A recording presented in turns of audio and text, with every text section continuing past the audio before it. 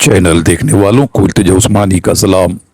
मुल्क में बढ़ती हुई फिस्तायत, आईनी हुकूक पर हमलों और इंतजामी नाकामियों के खिलाफ जमात इस्लामी हिंद ने महाज खोल दिया है।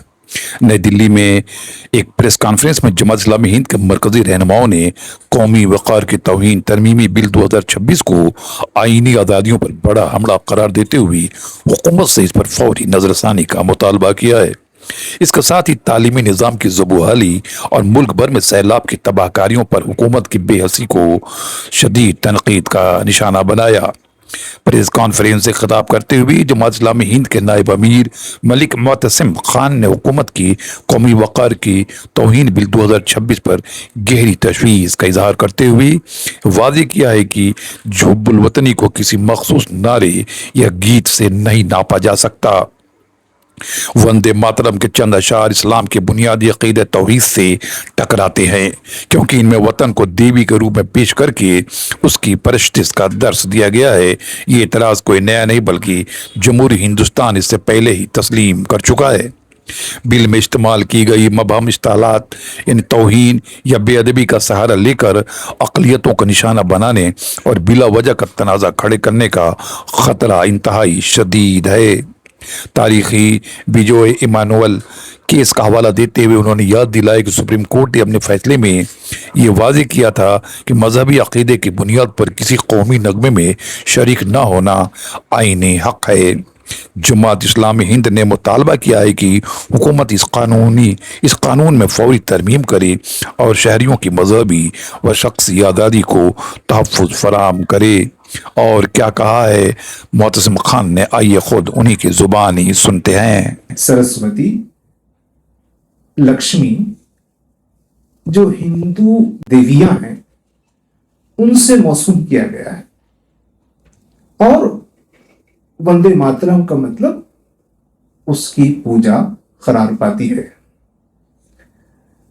तो अरसे दराज से ये पहली बार नहीं है, मुसलमानों ने और दीगर मजहबी अक़लियतों ने इस पर अपना एतराज उठाया, एतराज जताया।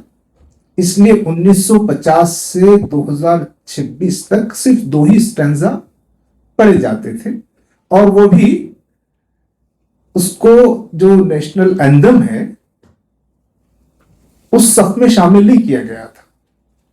लेकिन ये 2026 में प्रोटोकॉल्स में नए स्टांजा जोड़ दिए गए, और इस नए कानून में उसको उसकी इंसल्ट करने पर